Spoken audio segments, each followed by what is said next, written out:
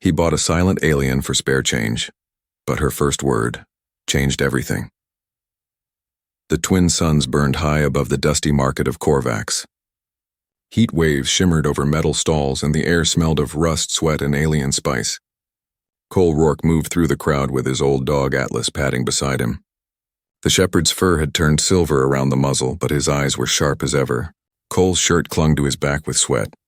The retired soldier had seen 100 worlds, 100 battles, but nowhere had ever felt like home. He had come to this barren frontier moon to disappear. No orders, no enemies, no memories, just peace and silence. But peace was never something that lasted around him. "Stay close, boy," he muttered. Atlas gave a low bark, tail flicking once. The market was packed with creatures from every corner of the sector. Scaled traders, winged scavengers, and pale-eyed miners selling junk. When a human passed, they stared. Few humans traveled this far from the core. Cole ignored the looks and kept walking. He only wanted to buy a cooling unit for his ship and head back before nightfall. Then came the sound. A cry. A muffled, broken sound that didn't fit the chaos of bartering voices. It came again, sharper this time. A shout followed in a language he didn't know, then the heavy crack of something striking flesh. Atlas froze, ears high. A low growl rumbled in his chest. Cole felt the old soldier inside him wake up, quiet but alert.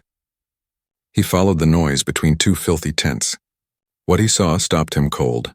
A huge alien merchant with orange wart-covered skin stood over a small figure. The creature's arm swung again, striking.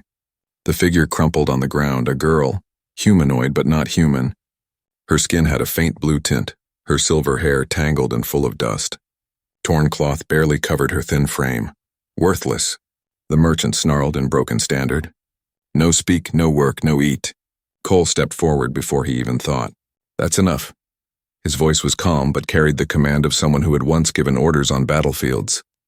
The merchant turned, his 4 eyes blinking in sequence. Human, you buy? I sell everything, Cole's jaw tightened. Stop hitting her, the alien sneered. This just slave. Broken one, mute, no value. He kicked the girl again. She didn't cry out this time, only curled tighter, covering her head. Atlas barked, teeth bared. The sound echoed off the metal stalls, drawing eyes. The merchant stepped back slightly, eyeing the dog. You want her human? Take her. 10 credits. 5, Cole said without emotion. His stomach turned at the idea of bargaining for a living being, but he knew showing outrage would only make the price rise. 8, 5, Cole said again. And I don't report you to Sector Patrol for trafficking. The alien hissed through his teeth, then shrugged. 5, take garbage. She no live long anyway. Cole tossed the coins onto the table. He knelt beside the girl. Up close, she looked fragile, younger than he had thought. Her violet eyes stared at the ground, dull and unfocused. Hey, he said softly. You're safe now. He reached out a hand. For a moment, she didn't move. Then she looked up straight into his eyes and screamed, "Run!" The word ripped through the air, powerful and clear. The mute slave's voice carried pure terror. Cole spun around. At the far end of the street, dark shapes appeared, armored aliens moving in formation. Their armor was marked with the red talon symbol he recognized instantly. Crimson Claw Syndicate. The merchant laughed, his mouth full of sharp teeth. Stupid human. She not mute. She special. Worth 1,000 credits. Run now, little hero. Cole didn't hesitate. He scooped the girl into his arms. She was light as air. Come on, Atlas, he shouted, breaking into a run. Energy fire sliced through the market behind them, scorching walls and tents. Screams rose. Atlas darted ahead, weaving between stalls. Cole followed, boots pounding on the metal floor. The girl clung to his neck, breathing fast. My ship's close, Cole said. Hold on. She nodded weakly, her fingers tightening on his jacket. The chase was on. Behind them came shouts and the hiss of plasma rifles. Merchants scattered, goods flying. Cole turned sharply into a narrow alley, using the smoke and chaos as cover. He could feel the girl trembling in his arms, but her voice was steady when she whispered, "They will not stop." "Neither will I," he said. Atlas barked twice, warning. Up ahead, the alley opened into the crowded main square. Cole ran harder, heart hammering, the heat from the twin suns burning his face. He didn't know who the girl was or why the syndicate wanted her, but he knew one thing for sure. He wasn't leaving her behind. Blinding light poured down as Cole burst out of the alley. The slave girl still clutched against his chest. The market erupted in panic around them. Stalls overturned, creatures shrieked, and vendors fled as the Crimson Claw hunters stormed through the smoke. Plasma bolts hissed past, scorching the air. Atlas ran ahead, his paws pounding on the steel floor, barking short and sharp to guide the way. Cole's heart hammered in his chest, but his movements stayed controlled, practiced. Combat reflexes never really died. He zigzagged through a maze of tents, using the chaos to hide their path. "Stay low," he shouted, ducking behind a stack of broken crates. The girl nodded, her silver hair clinging to her dusty face. "You know them?" he asked, keeping his eyes on the rooftops. "They're not hunters," she whispered. "They're collectors," Cole frowned. "Collectors of what?" Her voice trembled. "Of people like me." Before he could ask more, Atlas growled. A shadow flickered across the tent cloth. Cole fired a quick glance upward. 2 armored enforcers dropped from the awnings, weapons raised. He didn't think, he moved, a swift roll. 1 sharp kick. A stolen plasma pistol. He fired twice. Both attackers dropped before they even screamed. The smell of burned ozone filled the air. The girl stared at him wide-eyed. You were a soldier." "Once," he said flatly. "Right now I'm your ticket out of here." He grabbed her hand and sprinted toward the north side of the market, where the old docking platforms shimmered through the heat haze. Atlas darted ahead, scouting. Cole's ship, the Wayfarer, waited there, half hidden behind the wreck of a cargo hauler. They ducked into a narrow path between stalls. The air was thick with smoke from burning cloth. Sparks drifted down like fireflies. Behind them came the heavy thud of boots. The syndicate was spreading out. "They're moving in teams," the girl said suddenly, breathless. 3 squads. Standard pattern. Cole slowed just enough to glance at her. "You've seen them work before?" "I was their property," she said bitterly. "I know how they hunt." That explained the fear and the knowledge. "Then tell me where not to die," he said grimly. She closed her eyes for half a second. "Left, then under the bridge," he obeyed without question. A second later, plasma fire blasted through the air where they would have been. The girl's warning had saved them. They slid down a ramp that smelled of oil and brine, ducking behind a low metal cart. The sound of shouting echoed off the walls. Cole set her down gently. She was shaking but alert. "What's your name?" he asked, reloading the pistol. "Sarah," she whispered. "Sarah of the Alor." "I'm Cole," he replied. "That's Atlas." Atlas wagged his tail once, still panting. Sarah's violet eyes darted toward the street. "They'll bring trackers soon. We need to move." Cole studied her, this small, frightened woman who spoke like a strategist. "You've done this before, haven't you?"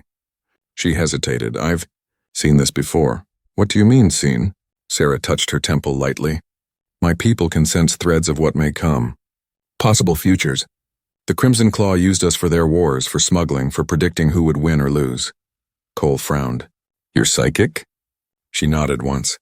"And I saw you coming today." That made him pause. "Me? Yes," she said softly. "You were one of the few paths where I lived." A sharp whistle cut through the air. Atlas tensed. They had seconds. Cole pulled Sarah to her feet.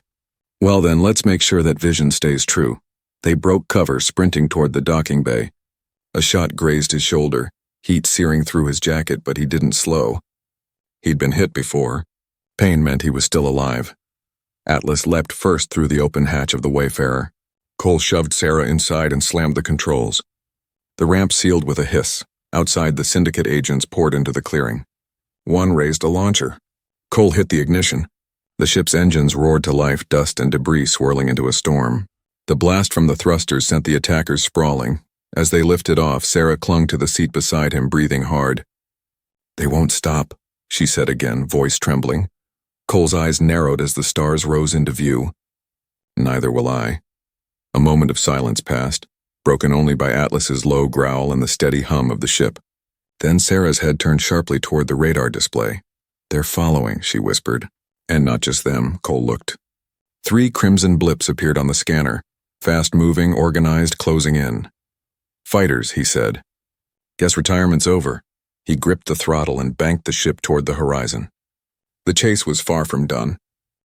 The Wayfarer ripped through the upper atmosphere like a wounded hawk. Fire licked the hull as Cole pushed the engines past their limits. The ship trembled, metal groaning under stress. Through the forward viewport, the black of space opened up. Vast, cold, endless. "Hold together, girl," Cole muttered to the ship, gripping the throttle. Atlas braced himself near the co-pilot's chair, claws scraping the floor. Sarah sat beside Cole, pale and tense, eyes locked on the radar. "They're still on us," she said softly. "3 fast interceptors. Crimson claw mark." Cole's eyes narrowed. "Let's see if they can keep up." The Wayfarer shot forward into open space. Engines screamed, trail glowing white. But the hunters were fast, sleeker ships built for killing. Red tracers sliced past them, lighting the void. "Can you do something with those future tricks of yours?" Cole asked, turning hard left. The ship lurched, gravity pressing them sideways. "I can't see clearly while moving," she said, gripping the seat. "Too many probabilities, too much motion." "Then pick the one where we survive," he said through gritted teeth. The pursuers fired again. One bolt struck near the aft stabilizer. Warning lights blinked across the console. Atlas barked, sensing the danger. Cole slammed a switch. The rear turrets deployed, rotating automatically. "Atlas, defense mode!" The dog barked once. A command link embedded in his old military collar activated. The turrets responded instantly, tracking targets, firing bursts of blue plasma. 2 bolts connected, forcing one Crimson Claw fighter to break formation. The explosion painted the stars orange. "1 down," Cole said. 2 to go. Sarah looked at him, astonished. "You talked to your ship? And your dog flies it?" Cole smirked faintly. "I like to keep my crew versatile." But the victory was short-lived. The 2 remaining fighters locked missiles. Red dots blinked on the radar. "Missile lock," Sarah said, voice trembling. "Hang on." Cole yanked the control stick downward. The Wayfarer plunged toward the shadow of a nearby asteroid belt, a glittering river of rocks stretching across the void. The missiles followed. "They'll catch us before we reach the field," Sarah warned. "Not if I cheat," Cole replied. He toggled the manual override and cut main engines. The sudden drop in speed threw them forward. The missiles screamed past, missing by meters, then detonated uselessly in the distance. The ship floated for a moment, silent, dark, drifting toward the asteroids. Cole reignited the thrusters at minimum power. "Welcome to the maze." As they entered the asteroid field, everything changed. Shadows flickered across the cockpit, massive rocks spinning lazily through space. Some were small as cars. Others were the size of cities. The Wayfarer weaved through them, dodging, rolling, scraping close enough that the hull lights painted stone gray. Sarah gripped the seat. "They won't follow us in here." "Oh, they will," Cole said grimly. "But they'll regret it." Moments later, bright red flashes appeared behind them, the fighters diving in. "They're insane," she whispered. "No," Cole said. "Just desperate." The first fighter fired again, bolts scattering across the rocks. The impacts shattered smaller asteroids, spraying shards like bullets. One fragment sliced across the Wayfarer's left wing, ripping away a panel. The ship shook violently. Sarah gasped, "We can't take much more of this." Cole's expression stayed calm, focused. "Trust me." He flipped a lever, cutting the stabilizers. The ship drifted weightlessly, spinning slowly. To Sarah, it looked like a loss of control, until she saw what he was doing. He was waiting, timing, calculating. A massive asteroid rolled overhead. Cole reignited the thrusters and pulled the stick back sharply. The ship shot under the asteroid just as the nearest fighter fired. The energy bolt hit the rock instead, and the whole thing exploded. A shockwave of debris tearing the pursuing ship apart. Sarah exhaled shakily. "How did you know that would work?" "Didn't," Cole said simply. "But humans are good at guessing." Her lips curved into a tiny smile. "You're reckless." Occupational hazard. The last fighter stayed behind them, persistent and smart. It matched every move Cole made. Then Sarah's voice changed, calm, certain. "Now, hard right," Cole didn't question. He turned sharply. The fighter followed, straight into a floating mountain of rock that had drifted silently into their path. The explosion lit up the cockpit like sunrise. Cole looked at her. "That one you saw coming, didn't you?" Sarah nodded faintly, her violet eyes glowing in the reflection of the blast. A glimpse. A moment, Cole leaned back, breathing hard. The radar was clear now. Silence filled the cockpit except for the steady hum of the engines. Atlas wagged his tail once, satisfied. "Good work, all of you," Cole said, exhaling. "But we're not safe yet," Sarah frowned. "Why not?" He pointed at the radar. a massive signal blinking at the edge of the display. Because the claw never sends just fighters. That's a cruiser, her face paled. They'll block any jump attempt. Cole tightened his grip on the controls. Then we'll have to get creative again. He glanced at her, a hint of a smile breaking through the tension. You said you can see possibilities, right? Yes. Then find me one where we live. The Wayfarer dove deeper into the asteroid field, a small ship swallowed by shadow and light, running from a predator too big to fight. But inside that cockpit, two unlikely allies, a broken soldier and a frightened seer, began to realize something the Crimson Claw could never predict. Humans don't run forever. The asteroid field stretched endlessly, a silent graveyard of shattered moons and frozen debris. Cole guided the Wayfarer through the maze, hands steady on the controls, eyes sharp despite the fatigue settling into his bones. Every metallic groan of the hull reminded him how close they'd come to being vaporized. Atlas lay between the seats, breathing heavily, his ears twitching at every new sound. Sarah sat beside Cole, her violet eyes glowing faintly in the dim light of the cockpit. She hadn't spoken since the last fighter exploded, just stared out the window as if searching for something only she could see. Cole finally broke the silence. You look like someone watching ghosts. Her voice was soft. I am, he glanced at her. Meaning? She turned toward him, her silver hair reflecting the flickering light from the console. These asteroids, they weren't always rocks. This used to be a planet, Alor's sister world. The Crimson Claw tested weapons here decades ago. They erased an entire civilization to see what their bombs could do. Cole's stomach tightened. They did that to your people? To anyone who stood in their way, she said. They're not soldiers. They're parasites that feed on potential futures. He nodded grimly, looking back at the screen. Then we'll make sure they don't have one. Before Sarah could respond, the radar flickered, one faint signal blinking in the far corner. Cruisers sweeping the field, Cole said. Running scans. They'll find us, Sarah warned.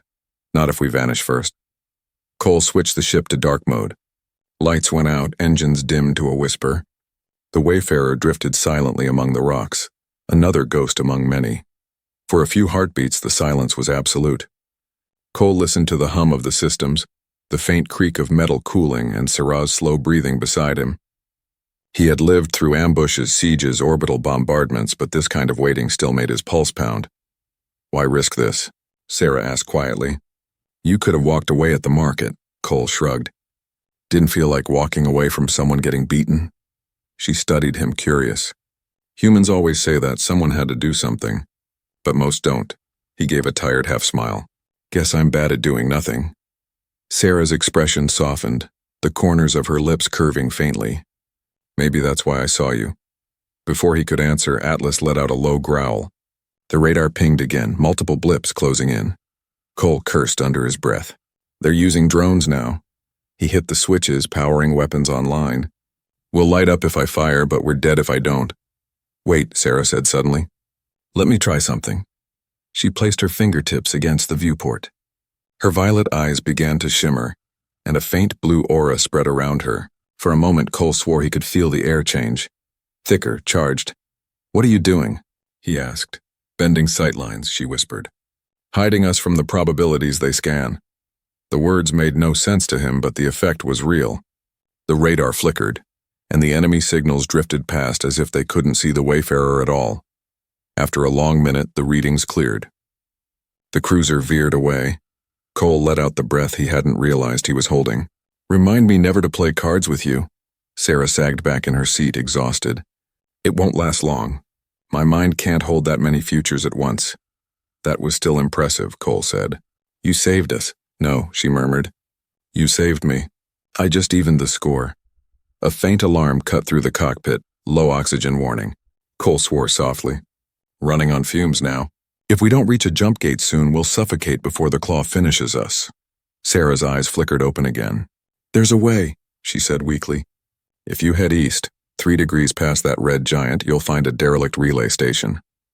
It was once part of the Alliance network. It might have a gate beacon left. Cole frowned. How do you know that? I saw it, through your visions. She nodded. A shadow of what might still be. Let's find out if it's more than a shadow, Cole said, pushing the throttle forward. The engines roared back to life. The Wayfarer turned sharply and surged through the asteroid field, weaving between tumbling stones until open space appeared. Ahead, the red star burned against the void, and beyond it, faint but visible, a small structure floated, dark and half-broken. "That's it," Sarah whispered. Cole activated the scanners. No life signs. No power either. But the beacon's still transmitting on a dead frequency. Atlas barked once. The dog's hackles were raised as if sensing something wrong. Cole adjusted the comms. Static filled the cabin, followed by a distorted voice. "Help," repeating. "This is Outpost 9. Sarah's eyes widened. "That's human." Cole stared at the console. Outpost 9 was an old Earth Defense Corps station, abandoned decades ago after the war. "Guess we're not the only ghosts out here," he muttered. He set the ship on approach, eyes narrowing at the flickering signal. "Buckle up. We're going to pay the dead a visit." As the Wayfarer glided toward the silent station, the crimson light of the dying sun washed over its hull. Inside, 3 survivors, 1 man, 1 woman, and 1 loyal dog, headed straight toward the unknown. And somewhere behind them, hidden in the blackness, the Crimson Claw cruiser adjusted its course, following the faint wake they'd left behind. The wreck of Outpost 9 hung in orbit like a corpse floating through eternity. Its hull was torn open in several places, edges twisted and blackened by ancient fire. Only the faint red glow of the nearby star gave the station a pulse, its light reflecting off shattered glass and drifting panels. Cole brought the Wayfarer in slow, scanning for radiation. "Still some power in the reactor," he muttered. "Barely." Sarah peered out the viewport. "It feels wrong. Like the air remembers fear." Atlas growled low, sensing it too. Cole ignored the chill creeping down his spine. "Fear doesn't kill you. Vacuum does. Strap in." The Wayfarer latched onto the docking ring with a metallic thud. The sound echoed through the ship like a heartbeat. Cole checked his sidearm and grabbed a flashlight from the compartment. "You stay here," he told Sarah. "If this place blows, you take off." Sarah shook her head. "You'll need me. If there's danger, I can sense it before it happens." He wanted to argue, but he saw the resolve in her eyes. "Fine, stay close." "Atlas, watch our backs," the airlock hissed open with a groan. Cold air rushed in, dry and metallic. The corridor beyond was lined with faded Earth defense markings, half buried under layers of dust. They moved in silence, their boots echoing faintly. Broken screens flickered with dying light as if the station itself was trying to remember how to live. Cole swept the flashlight across the wall. "Outpost 9, last registered during the Orion conflict, 28 years ago. You fought in that war," Sarah said softly. He nodded, his jaw tightening. "Different battlefield. Same waste." Atlas patted ahead, nose twitching. Suddenly he stopped, barking once toward a doorway. Cole turned his light. Inside the small control room, a holographic projector blinked erratically. Lines of code scrolled across the cracked console. He approached slowly and wiped the dust off the screen. The image of a human officer appeared. A recorded message, faded and stuttering. "If anyone finds this, Outpost 9 is compromised. Crimson Claw agents breached our network. We destroyed the gate core to stop them from spreading through the relay. If the station is found, do not restore power. Repeat, do not." The hologram froze mid-sentence. Sarah's voice trembled. "They were here too?" "Looks like it," Cole said grimly. "And whatever they wanted, they didn't leave empty-handed." He checked the systems. Power was minimal, but there was enough for one thing. The jump beacon. The same device the message had warned about. Sarah frowned. "You're not thinking of using it?"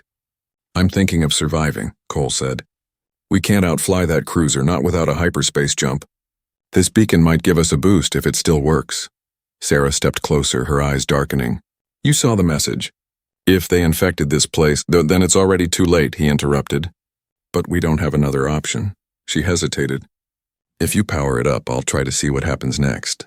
Cole raised an eyebrow. "That thing drains you." "Better drained than dead," she said simply. He gave a short nod. "All right, let's gamble." Cole crouched by the terminal and rerouted the remaining power from the auxiliary reactors. The floor vibrated under his boots as the beacon core hummed weakly to life. Pale blue light filled the chamber. Sarah closed her eyes, fingertips brushing the console. Her breathing slowed and a faint glow spread across her skin. "I see pathways. Thousands of them. Most end in fire. Then find one that doesn't, Cole said quietly. Her brow furrowed. Sweat rolled down her temple. There's one chance. If you ignite the hyperdrive at the exact moment the beacon stabilizes, it might piggyback the signal. Create a temporary corridor out of range. Cole's heart thudded. A blind jump? Yes, but if you wait too long, the beacon's infection spreads. The claw embedded code inside, it calls them. He stood fast. Then we move now. They sprinted back through the corridor toward the Wayfarer. The metal walls began to tremble, flickering red with system errors. Alarms wailed in the distance. They know we're here, Sarah gasped. As they reached the airlock, Atlas barked sharply. Outside the viewport, dark shapes were approaching. Crimson claw drones gliding silently through the debris field, eyes glowing scarlet. Cole sealed the hatch and ran for the cockpit. Strap in! Sarah collapsed into the co-pilot's seat, drained but conscious. Her voice was faint. Now, Cole, pulse in 3, 2... He slammed the ignition. The Wayfarer roared as its engines overloaded, feeding into the beacon's surge. A blinding light filled the cockpit. Then the stars folded in on themselves. For one endless heartbeat, they were nowhere. No light, no sound, no motion, just cold. Then suddenly everything snapped back. The ship burst out of hyperspace, tumbling wildly through empty black. Cole fought the controls until the spin stopped. Where the hell are we? Sarah's eyes fluttered open. Far from them, she whispered. But not safe. Cole checked the scanners. The Wayfarer's hyperdrive read offline. The beacon had burned it out completely. Hyperdrive's gone, he said. We're stranded. Atlas whimpered softly. Cole leaned back, running a hand over his face. Well, he muttered, we're alive. That's something. Sarah gave a faint smile, her voice barely above a whisper. It's more than something, Cole. You changed the future again. Outside, the dark stretched endlessly, but in the far distance, a single blue planet shimmered like a promise. Cole stared at it, his expression hardening with resolve. Let's see who lives there.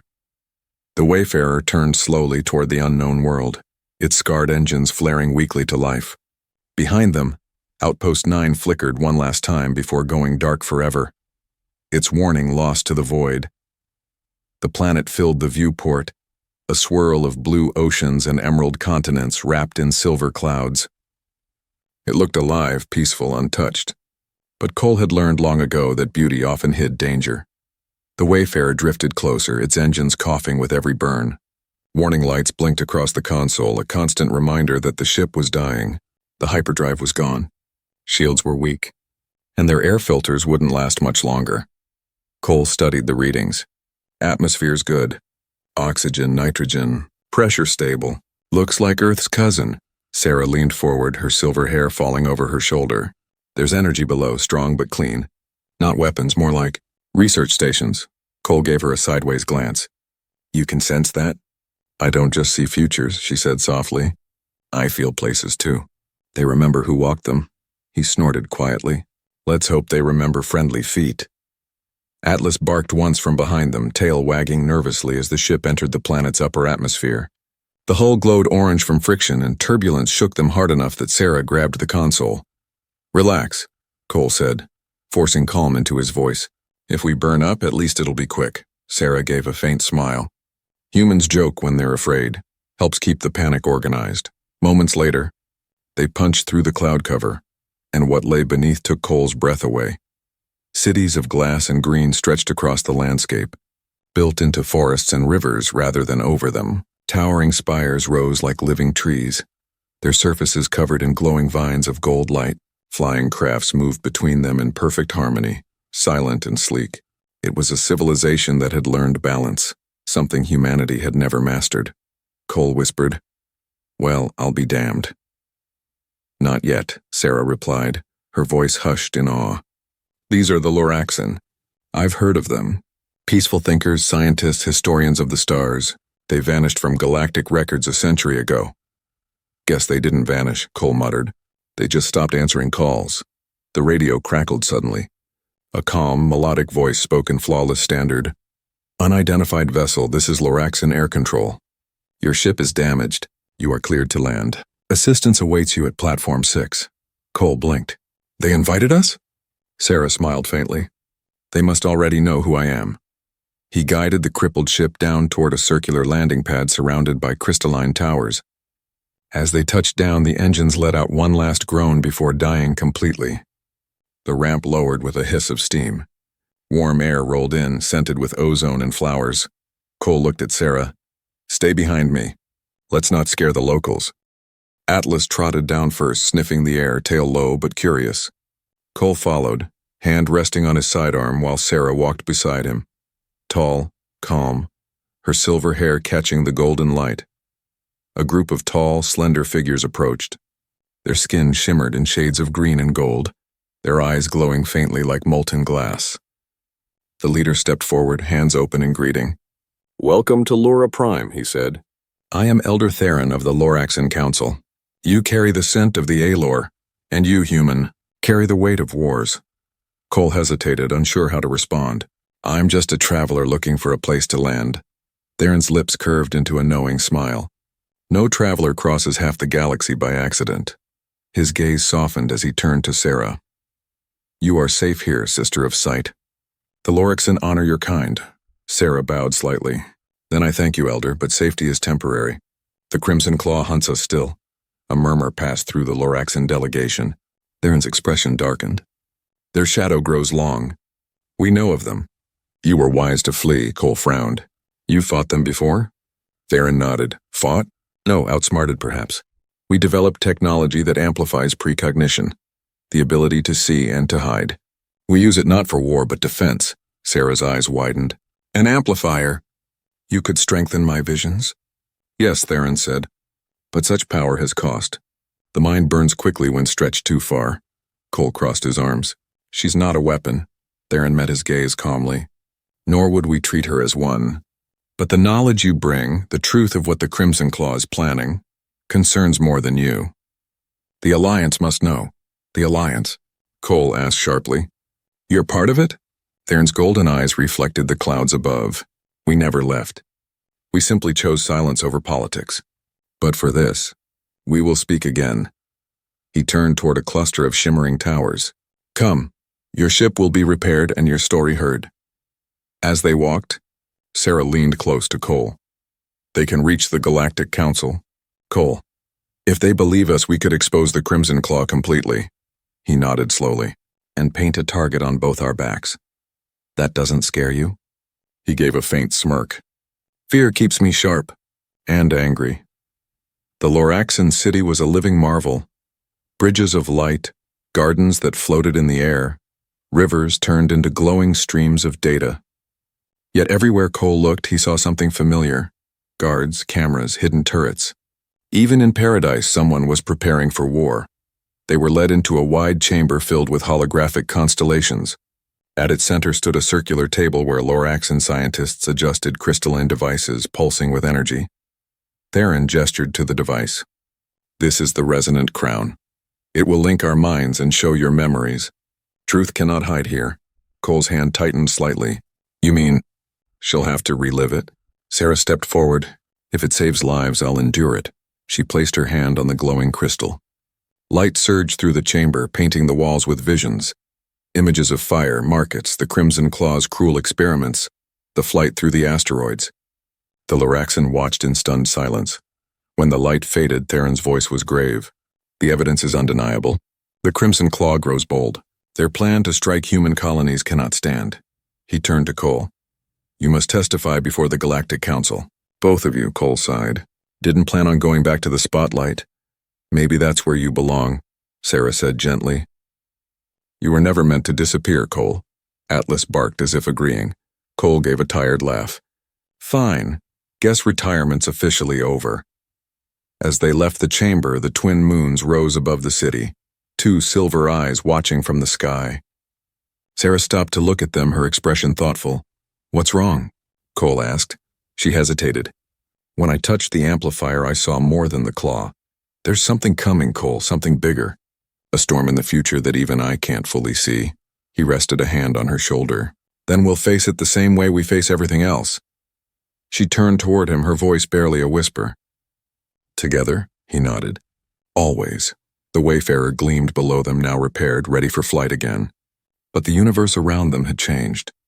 The hunt wasn't just for survival anymore, it was for truth, justice, and something humanity had always fought for: the right to choose its own destiny.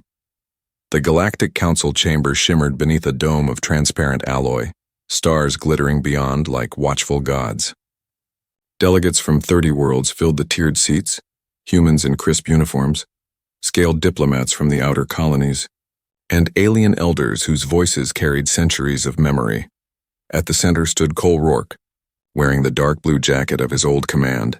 The medals on his chest caught the light like tiny suns, though he hadn't worn them in years. Beside him stood Sarah, calm and radiant, her silver hair braided in the Loraxan style. Atlas sat at their feet, the old shepherd now sporting a polished harness that marked him as a service companion. Cole shifted slightly, uneasy under the council's collective gaze. "I'm not a politician," he began, "so I'll speak plain." His voice echoed across the chamber. "The Crimson Claw isn't just another criminal syndicate. They're building an empire, one that uses living minds as machines. If we don't act now, they'll strike the human colonies within 2 weeks, and they won't stop there." A ripple of murmurs swept through the seats. Holographic images appeared above the dais, recordings from the Loraxian amplifier projected straight from Sarah's memories. The council gasped as they watched. Slaves chained to machines, ships launching under blood-red banners, human settlements marked for destruction.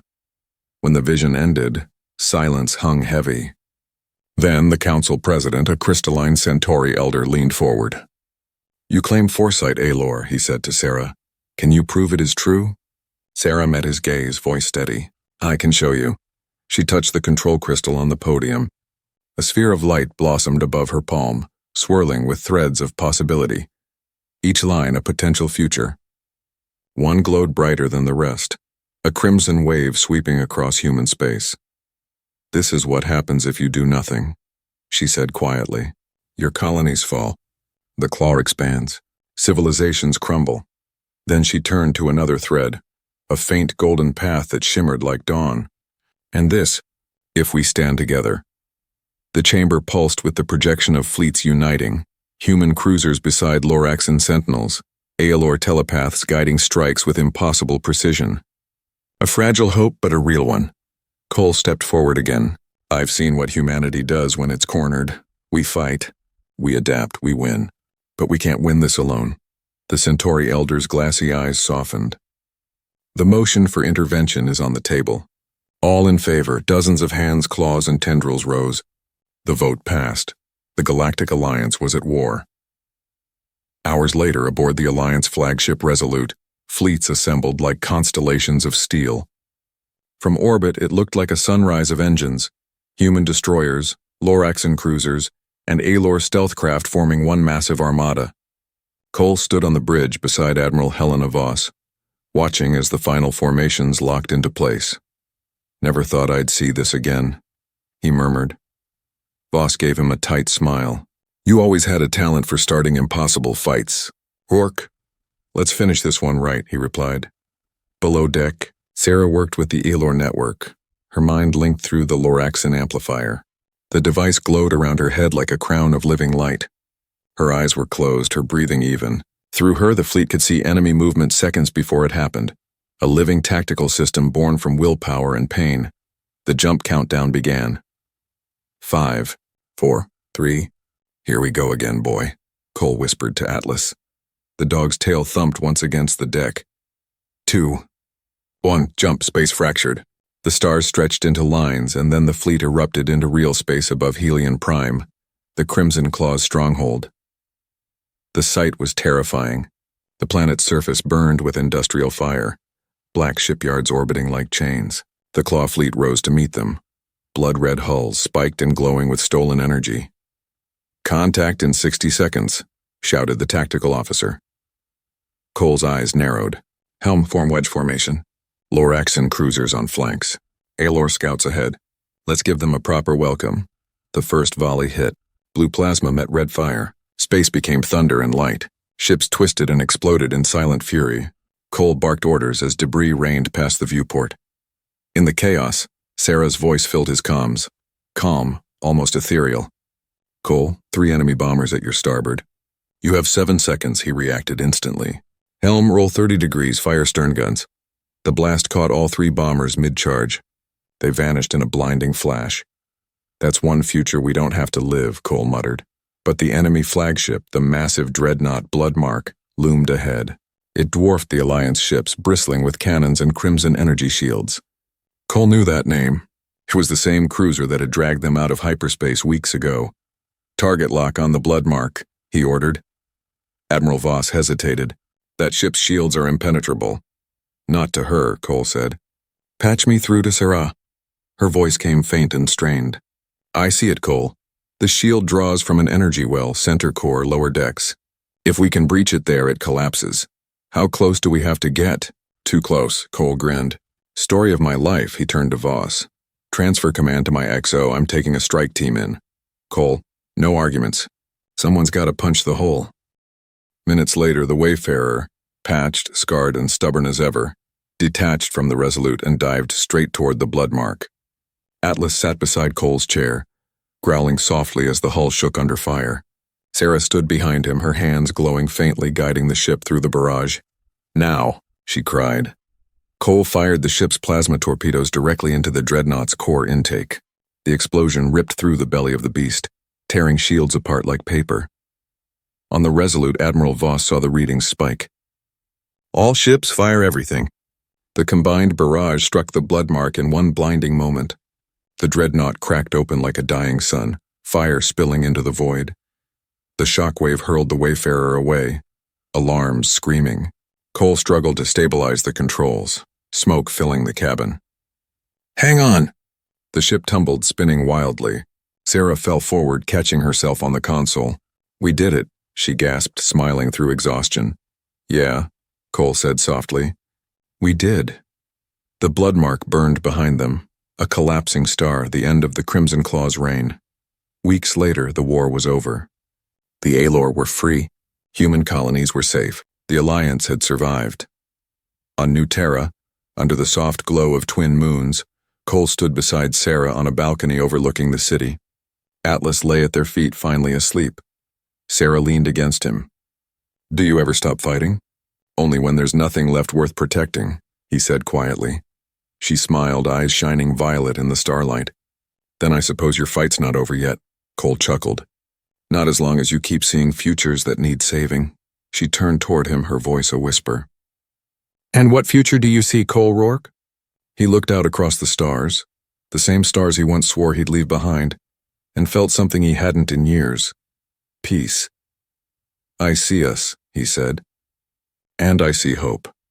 The wind carried the scent of rain and metal.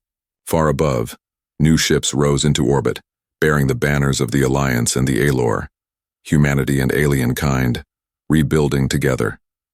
As the night deepened, the stars seemed to burn a little brighter, not as a warning but as a promise, because in every corner of the galaxy, wherever darkness rises, humans will always find a way to bring back the light.